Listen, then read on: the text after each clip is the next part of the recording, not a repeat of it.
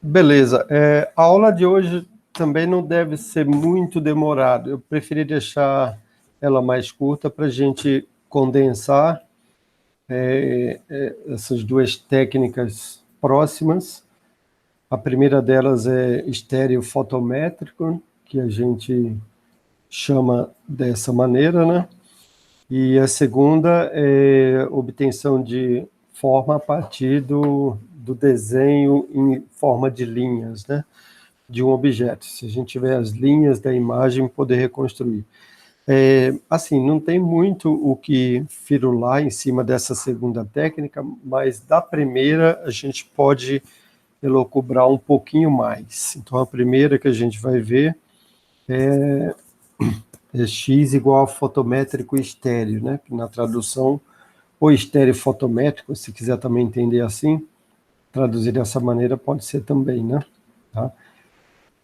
E depois a segunda é a line drawing, que a gente vê.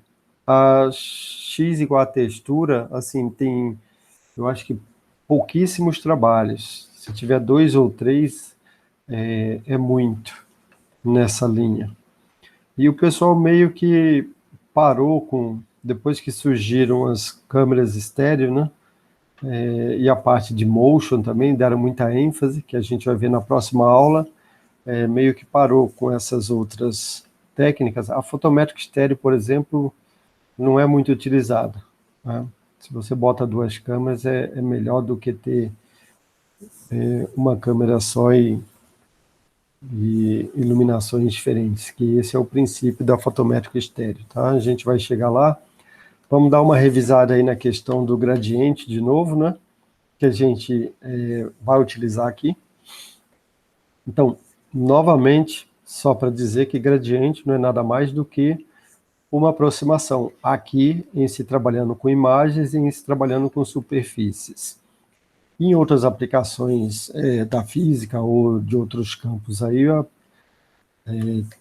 principalmente em engenharia elétrica, por exemplo, aí os conceitos são um pouquinho mais, tem uma matemática mais pesada por detrás, né? Mas aqui a gente, como a gente vem da geometria, na geometria a gente procura sempre facilitar o entendimento dos conceitos. Então, para a gente, gradiente é a junção de 2 derivadas parciais, né? Uma na direção x e a outra na direção y. Essa, aliás, é a definição tradicional lá da análise vetorial, né? Análise de vetores, que é um dos campos da matemática, que trabalha com isso. E aí o nabla lá, que é o operador que define o gradiente, ele é definido como sendo o nabla na direção x mais o nabla na direção y. Nabla, na verdade, se traduz em delta, quando a gente pensa em delta como diferença, né?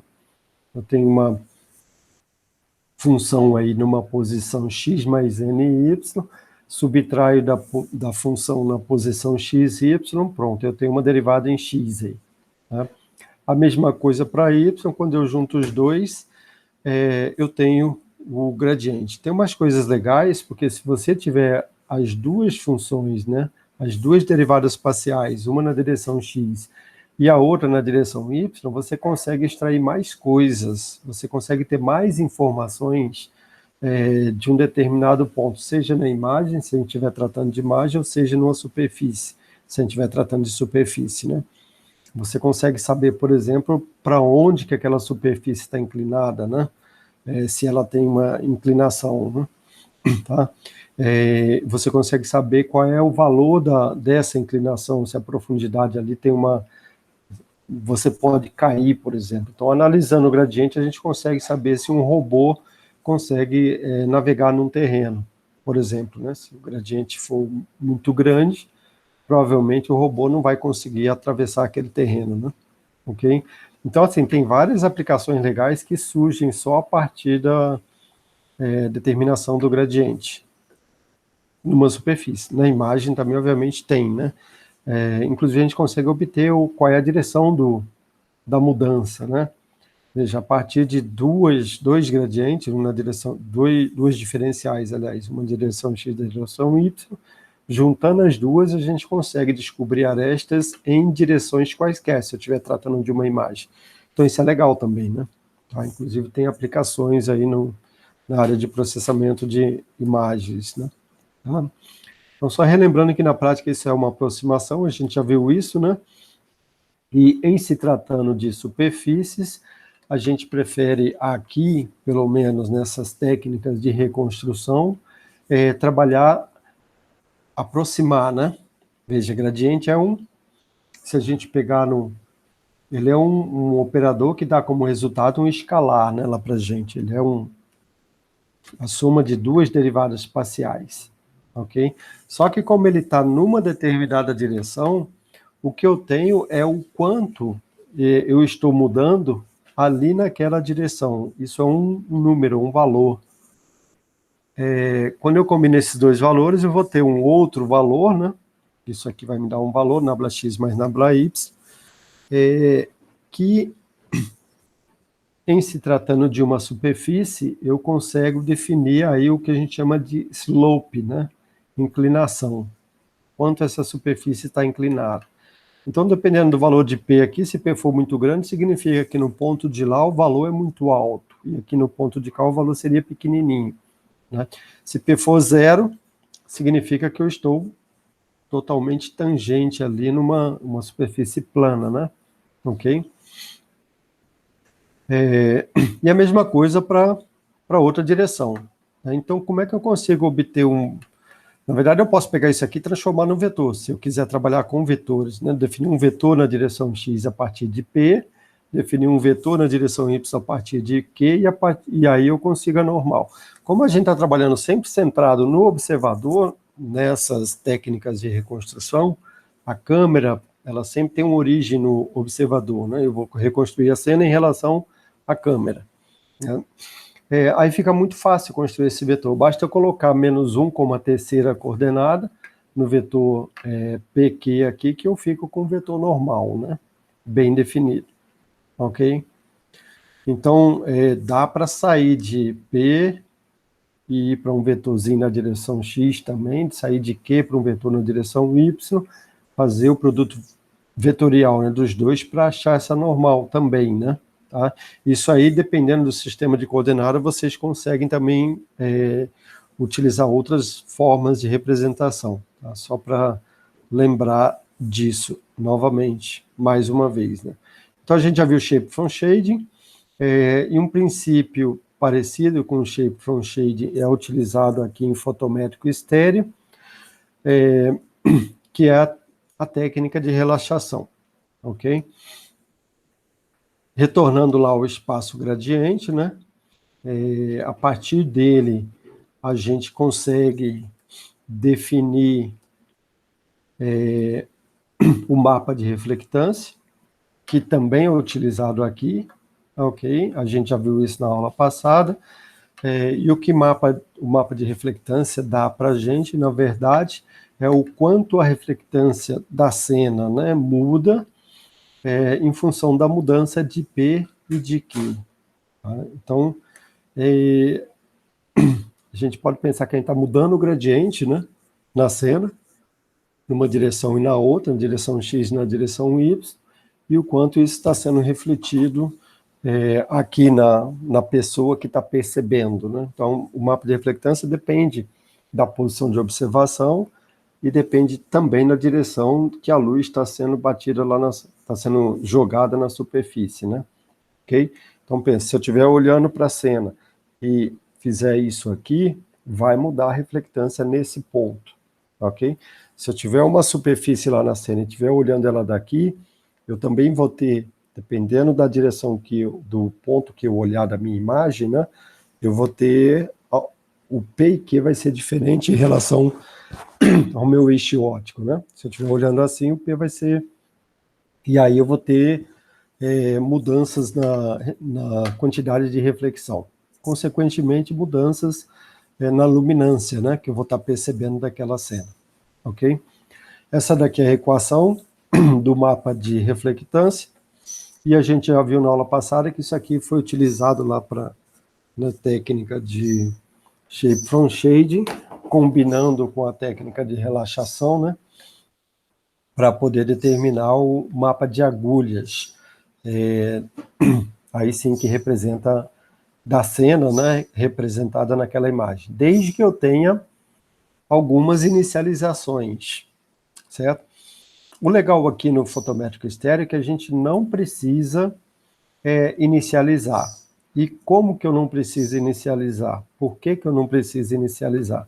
Na verdade, se eu tiver 3 fontes de luzes colocadas em posições diferentes da minha cena, e aí, num primeiro momento, eu tomo uma imagem, né, com a primeira fonte de luz ligada, as outras 2 desligadas. No segundo momento, eu ligo a segunda, desligo a primeira. No terceiro momento, eu ligo a terceira e desligo as outras, a segunda, né, a primeira já estava desligada. Veja, eu estou obtendo 3 mapas de reflectância, eu diria assim, diferentes. Eu estou obtendo 3 imagens diferentes, cada uma com iluminação vinda de um determinado local. Se essas luzes estiverem longe o suficiente, né, da minha cena, se eu considerar que os raios são paralelos, aí eu consigo usar essa mesma ideia aqui para cada uma dessas luzes. Consigo, ou seja, eu vou ter um mapa desse, né? Eu vou ter uma intensidade definida que, para mim, a última análise, eu vou associar isso aqui para cada uma dessas luzes. Aí, nessa hora, eu não preciso daquele problema da inicialização que eu tinha lá no Shape from Shade, né? Nessa hora, eu vou ter uma solução exata. Por que que eu preciso de 3? Porque eu tenho aí um R0, né? Que lá no Shape from Shade, esse R0, ele meio que some, né? E aqui não, aqui ele vai continuar. Então, se eu não souber o R0 é o quanto a superfície reflete, né? Tá? Se eu não souber qual é o valor de R0, aí eu precisaria de 3. Mas na prática, no livro eu acho que é do Paul Horn, ele resolve o problema só com 2 fontes de luzes. Então, por isso que é fotométrico estéreo. Eu tenho, a câmera está aqui, parada, e numa hora eu ilumino com uma fonte, noutra hora eu ilumino com uma outra fonte, né?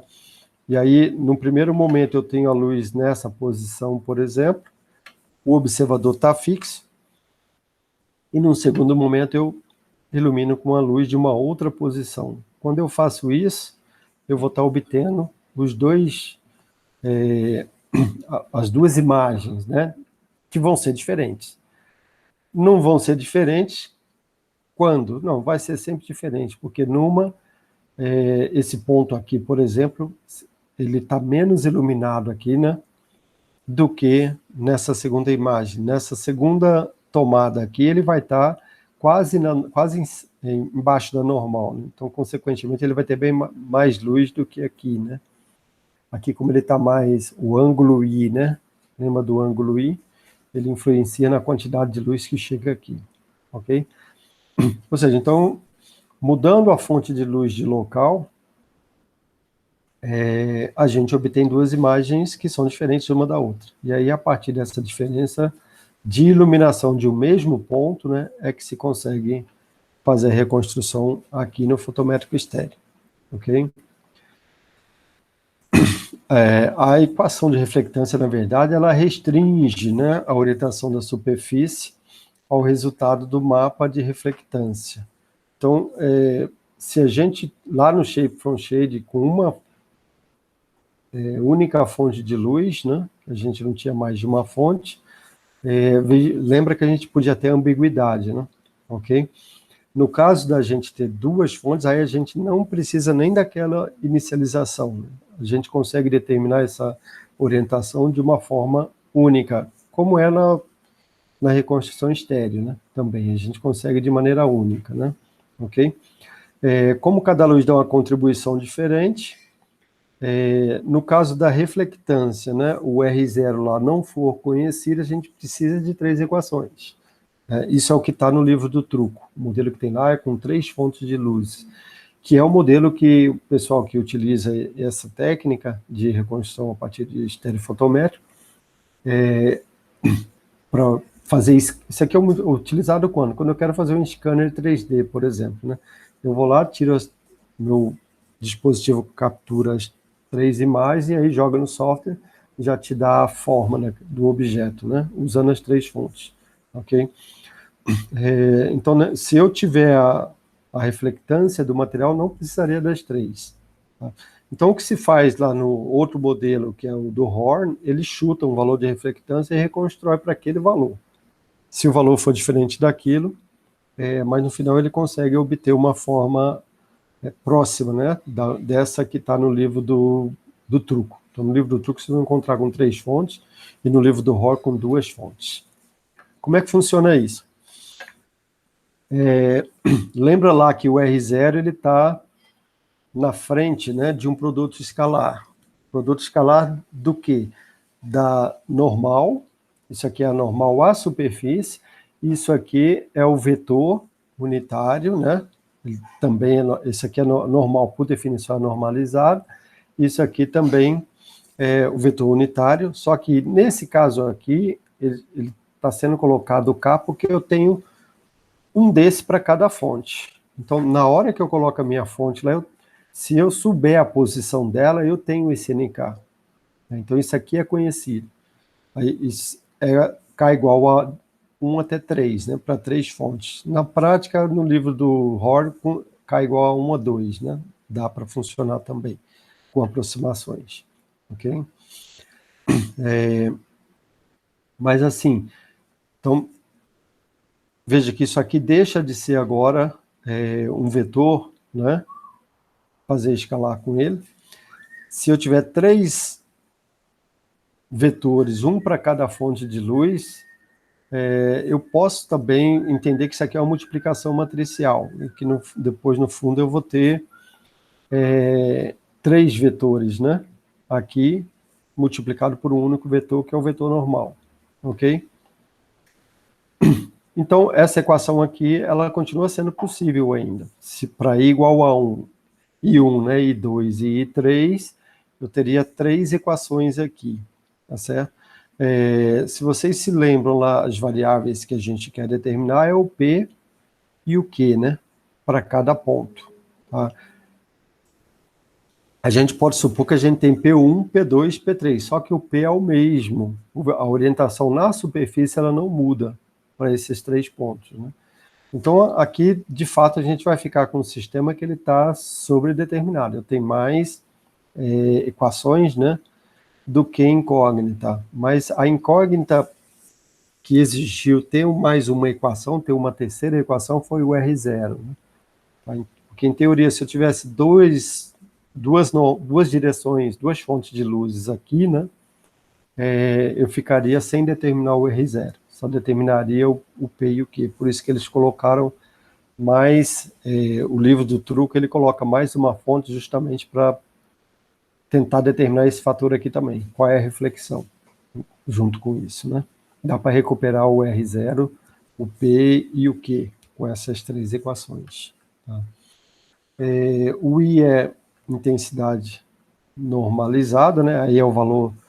Isso aqui vai mudar dependendo da fonte de luz que você estiver utilizando. Vai ser 1 para cada fonte, né? Ok? Então, o IK vai ser igual ao NK escalar N vezes o R. Né? Então, na verdade, aqui eu tenho 3 equações. Ok? Dá para escrever isso em forma matricial, né? Colocar um vetor aqui do lado de lá, do lado de cá, que seria o IK. São 3 valores, né? Do lado de cá. Para cada posição na imagem, né? E aí eu teria uma matriz estilo essa daqui, que é a matriz, a direção, né, do ponto considerado na imagem, né, e ponto XY para fonte de luz, ok?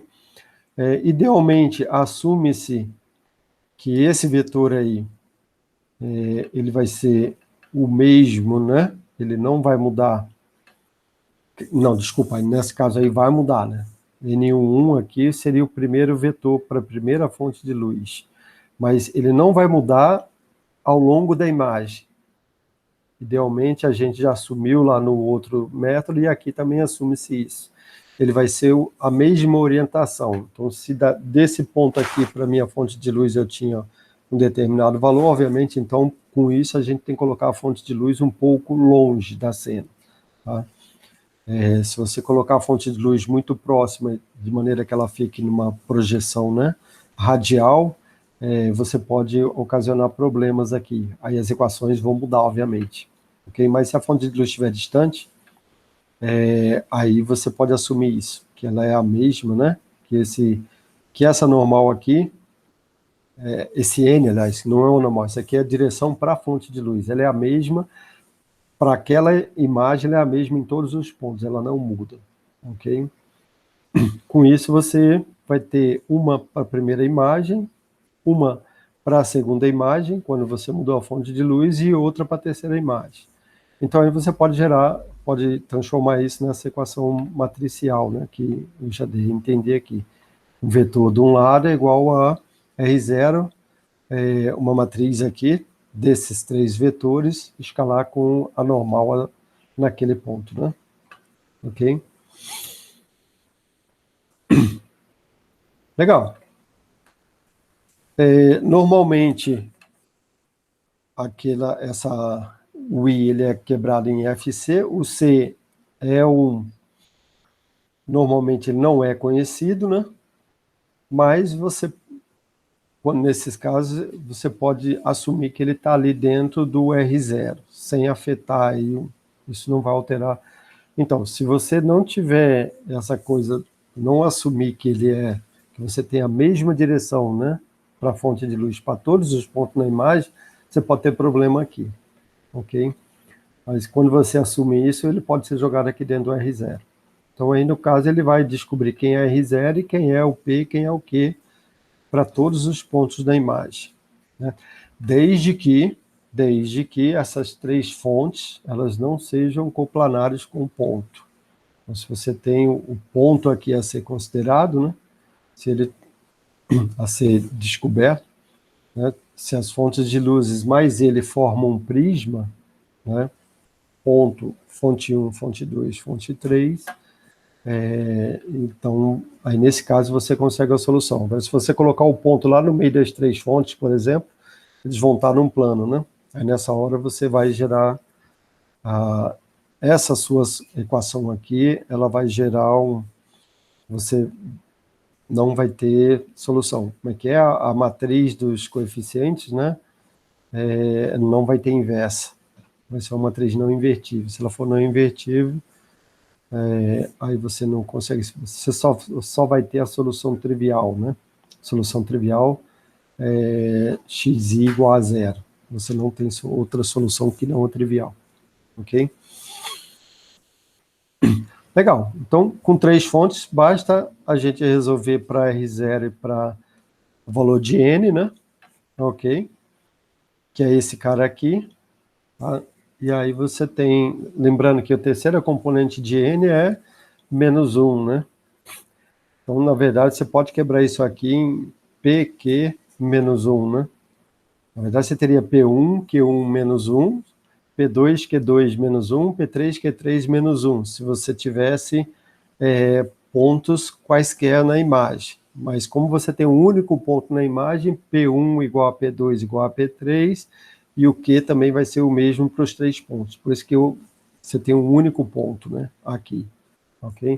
Você podia colocar NK vezes NI, por exemplo, né? Tá? Então, você acha o P e o Q e mais o R com essas 3 equações. Então, é o que você consegue determinar, ok? O que está no livro do Ballard, ele é um pouquinho diferente disso, e, quer dizer, aí você também vai trabalhar com mapa de reflectância, né? Mas no Ballard ele trabalha especificamente, ele coloca especificamente o mapa de reflectância, né? O que ele coloca é que eu já tinha uma equação dessa, com uma fonte de luz, e aí, como eu não tenho mais do que uma fonte de luz, não tenho outras alternativas, a ideia lá é inicializar em alguns pontos, manter esses pontos fixos no shape from shade, né? e relaxar o valor para outros pontos, usando aqueles teoria lá do multiplicador de Lagrange, da derivada das restrições, né, de suavidade, também dos pontos, né, do gradiente, aliás, né, ok? Conseguia se relaxar de um para o outro, né? Aqui, como você tem dois mapas de reflectâncias, um para cada luz diferente, né? Quando você move a posição da sua luz, você vai alterar o mapa de reflectância. Tá? Então, como você tem R1 e R2, e você tem dois Is, né? I1 e I2, se você incorporar esse R aqui dentro do P e dentro do Q, ó, o P1 ele é igual ao P2, né? E o Q1 ele também é igual ao Q2, tá? Que é o vetor normal, né? No ponto considerado. Tá? O que vai mudar aqui é o PS1, QS1. PS1, QS1 é justamente as componentes, né, do vetor que vai para a fonte de luz 1. E PS2, QS2 são as componentes do vetor que vai para a fonte de luz 2, né? A terceira componente aqui, como era 1, ele já joga fora, né? Na hora de gerar as equações, ok? Vai dar 1 dividido por isso aqui, então ele jogou ela fora. Ou seja, então, com essas duas equações aqui, sabendo que P1 é igual a P2 e Q1 é igual a Q2, você tem, na verdade, duas incógnitas, né? Que é P1 e que é P e Q, desculpa. Aí você transforma em P e Q, né? Os dois.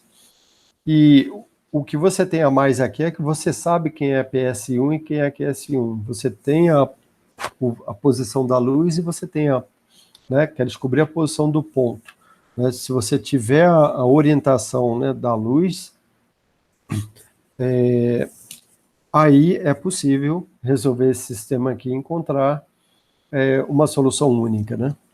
Então, essa é a ideia que está no livro do Ballard. Ele não dá mais detalhes de como isso é resolvido, mas qualquer solver aí, né, de sistemas, MATLAB, ou até no braço, né, daria para encontrar aqui a equação para P e Q em função dessas variáveis todas, né? Tá? A única coisa que você não tem aqui é o P e o Q nela, né? Mas dá para resolver, ok? Tranquilamente. Isso aqui embaixo você também, né? Teria que entrar aí nessa matemática, né? Seria pegar isso aqui, linearizar, joga isso aqui para o lado de lá, né?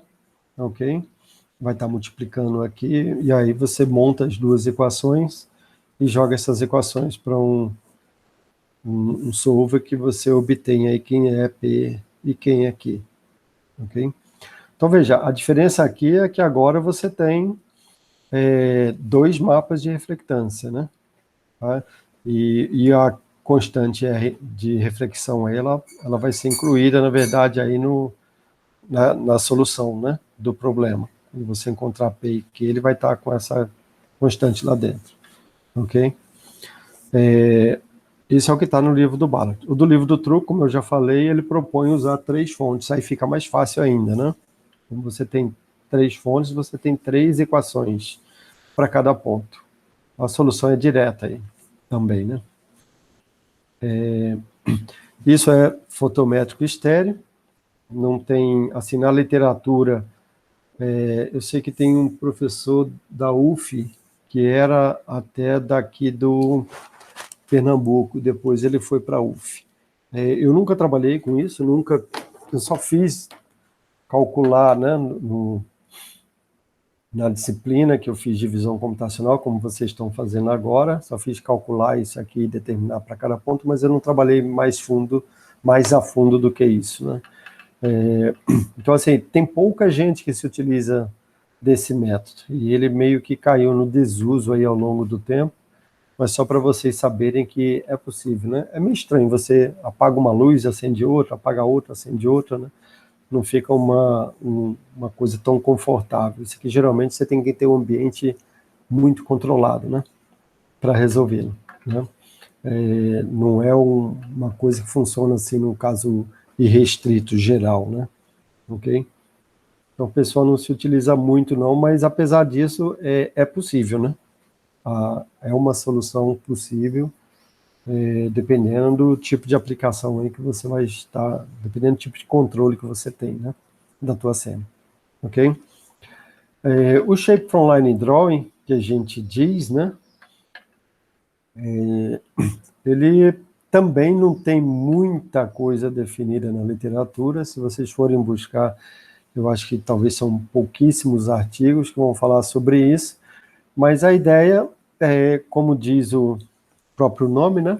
É eu sair de uma representação imagem, que é isso aqui, por exemplo, e passar para uma representação desse tipo.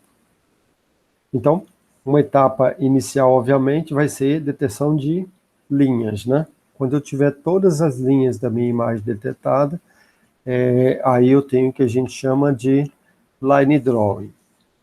E aí, ideias de como reconstruir a partir daqui.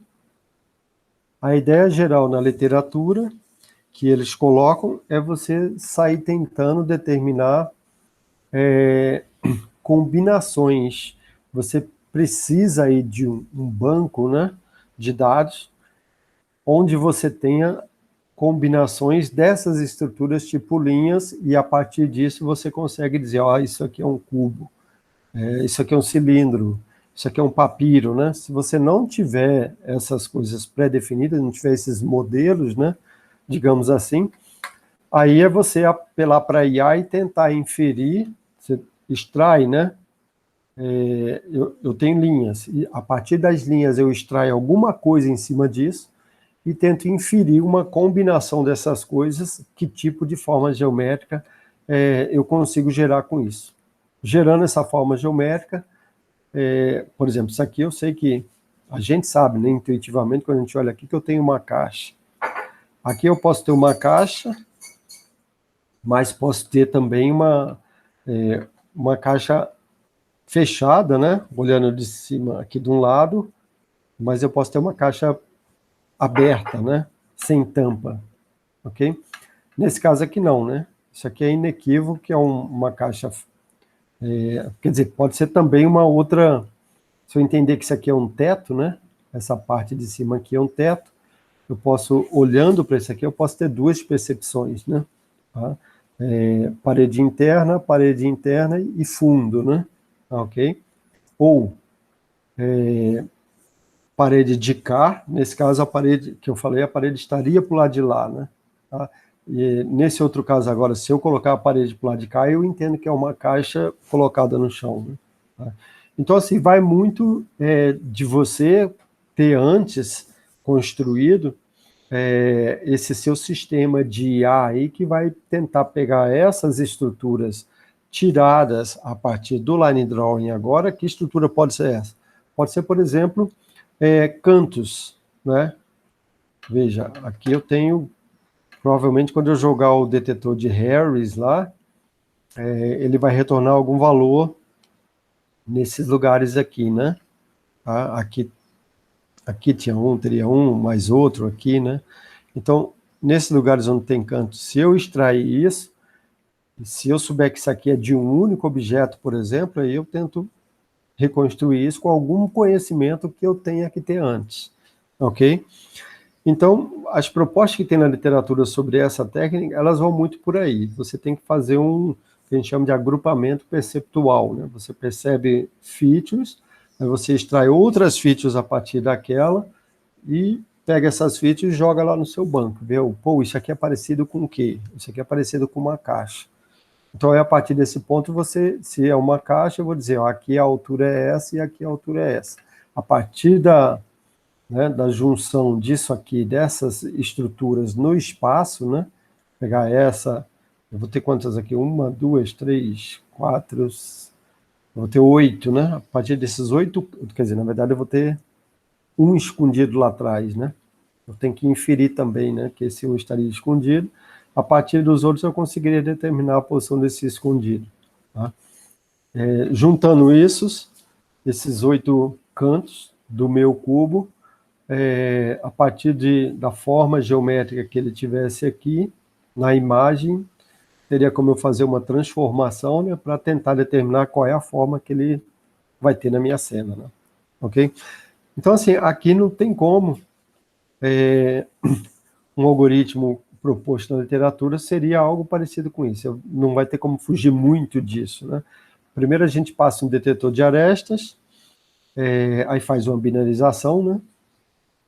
Depois é sair tentando encontrar estruturas que permitam reconstruir a forma, por exemplo, os cantos, né? São coisas bem...